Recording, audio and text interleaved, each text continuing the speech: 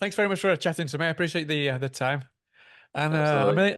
million congratulations on the short film. I watched it a few times since PT recommended it to me the other day. It's fantastic. It's a really great job. So well done, man.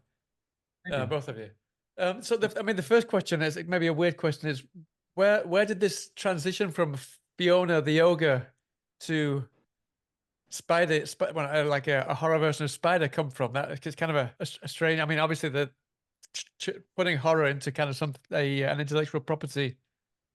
They share those two things in similar. So they share those two things in similar. No, but what was the kind of the decision to go from Fiona to the spider? I mean, Fiona came about because my friends actually built, because like I have a lot of friends that are in production design and they build sets and stuff. They built a medieval set, and I was like, hey, let's come up with an idea to make something there. And then we came up, and then Winnie the Pooh, Blood and Honey was kind of like trending online, and I was like, oh, that's interesting. They took that and made it horror. So what can we do in this world, in a medieval setting? So we came up with a Fiona idea. And then after that was like super successful. I don't know, Spider-Man's always been like one of my favorite superheroes. So like um I was just thinking like what other properties could we kind of do that and also kind of bank on like the having a pre like made audience, I guess, that's already like that would be interested in something like this. And yeah, Huh? Spider-Man's definitely like has a huge fan base. So that was kind of like one of the ideas. And then yeah, and then I just kind of brewed on it for like about a year, a good part of a year, and before I started writing anything. But yeah, I mean, that's that's kind of how it came about, I guess. Yeah, just a lot of the ideas from that. I mean, choosing such a like a tentpole figure, a film. Do you have to jump through many hoops to be able to make a short film, or is the sky the limit with that when it comes to that? I mean, I imagine you had to think call it the spider so that it doesn't use the word Spider-Man, maybe. But apart from I that, don't. you pretty are they I pretty so actually lax? I talked to people about it, and like some people were like, "Oh yeah, you should definitely make it." There's tons of Spider-Man fan films online, and um, like they can't take all of them down. Like the copyright. I mean, there's like parody law and stuff. I don't know too much about it, but I've had people say that. I know this guy who made a Punisher fan film, and his actually got taken down. He got like a Right, cease and desist. So it's definitely a gray area. I'm not sure. I think the rule is like if you're not making money off it, it's like a right. little bit more lenient. So I'm not monetizing the film. It's purely just for fun, just to like I don't know, just it's like a labor of love, just like a passion thing. So we're not trying to make money off it. Yeah. Um, I'm hoping it's okay.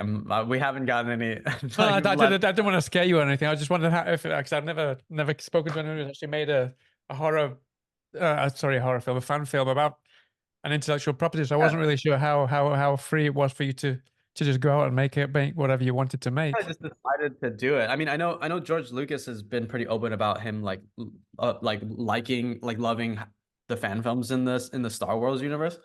And there's like hundreds of Spider-Man fan films on YouTube already, so I feel like it's chill, but I'm I don't know. It's still, Oh yeah, well, fingers crossed it stays up.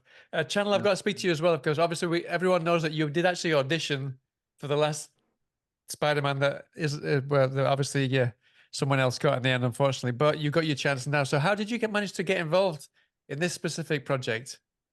Yeah, I mean, well, I got the email about the project, and it really, and I checked out Andy's Fiona Sure. short, and Yeah. yeah, and it really it seemed like it was just a group of a bunch of friends coming together and making some cool movies, and so I myself and also an indie filmmaker. I make short films with my friends, so it seemed like an awesome group to come in and kind of help make something cool. And they all seemed like really, just like talented, passionate people that I was just stoked at the opportunity to, in any capacity. Like if it wasn't, Peter Parker and Spider-Man, I still would have been down to do it. But yeah, and the fact to get to just play this awesome, beloved character that I've always dreamed of playing was a really, really cool opportunity. I mean, at the same time, because fans know that you wanted to play him originally, how do you feel about getting this one out now? Is it kind of do you feel more pressure that he's doing this just because he didn't get the other one, or exactly the opposite, he's doing this, but maybe that'll help him to maybe get a role like that in the future?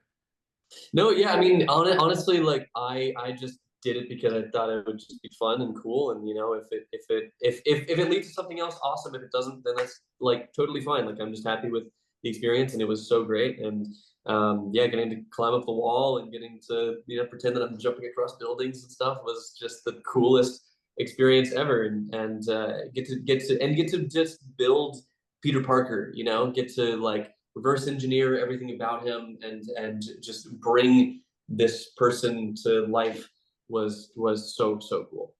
Yeah. Question for Andy. It's quite curious as well that a lot of the directors, especially Spider-Man, they have been in kind of the genre spheres before. Now we got Sam Raimi, and then we had the latest one was John. I forgotten his name now. John Watts. Was it John Watts? Yeah, John Watts. He And did so there's been, yeah, he did Clown. That's right. So there's been quite a few that have kind of been attracted to this. Or I don't know if it's they were attracted to it, or if it was the kind of the production was attracted to them. What do you think it is about the horror directors that end up in these kind of superhero movies? Yeah, I'm not sure actually. I mean, I think Spider-Man has a lot of kind of darker tones and like just I mean, just a kid getting bit by a radioactive spider is it's scary in itself. Like so I feel like there's definitely a lot of yeah, there's a lot of horror elements that could be brought into it. I think Sam Raimi is probably like the only one that actually like injected a bunch of stuff in the original ones, you know, there was like jump scares and stuff Yeah. like scary moments and stuff like that. So I don't know if there's a direct correlation, but I mean, I love Spider-Man. I love horror. Maybe it's just it's just people love the two things for some reason. I'm not sure. Just to finish off, then, please give me the wrap in a sec. I hate to use a Marvel phrase, but what is kind of the end game when you go into when you pick an intellectual property like this? What is kind of the end game? Because at the end of the end of the day, obviously, it's kind of you want to pick something that's going to be popular with the people, and at the same time, you know that Marvel and Sony somehow or other they're going to see this film. No, so is there's some kind of an end game in there? I mean, it'd be cool if we get their attention and they love it enough to let us actually make it. I mean, I think they've like Sony and I mean they've definitely opened up the Spider-Verse already, you know. So there's like the Madam Web, there's like different iterations and different universes where different Peter Parkers could exist. So I think I mean there's a world where this could be a real thing, and I think like got fingers crossed that No, I mean happens. you've got some great feedback. I mean, I was just reading some comments on YouTube, for example, and they were saying, yeah, you need to make a full film and use Venom and Lizard as in the same universe because that'd just be crazy. And then someone else said that Brightburn, another film that was a great kind of horror take on the superhero genre, was Brightburn, you know. And they said that they'd love to see a Spider-Man origin to go down this kind of this dark way. And that, I mean, it'd be perfect. I think it's just the right time because we've seen like you said, we've seen so many iterations of Spider-Man now. Time to for Chandler to don the suit Yeah. and take things another way now. Fingers crossed. Well, listen, thank you so much for speaking to me, and I wish you the best of luck with this short. Fingers crossed it stays up all year next year and doesn't get taken down. Thank you, Howard. And Appreciate it. I hope to speak to you again sometime soon about either another short film or your next Marvel project or whatever it might be. All right. Fingers All crossed. the best. Thanks, Take man. care of yourself. Have a good day. Thanks for speaking Sure. to me.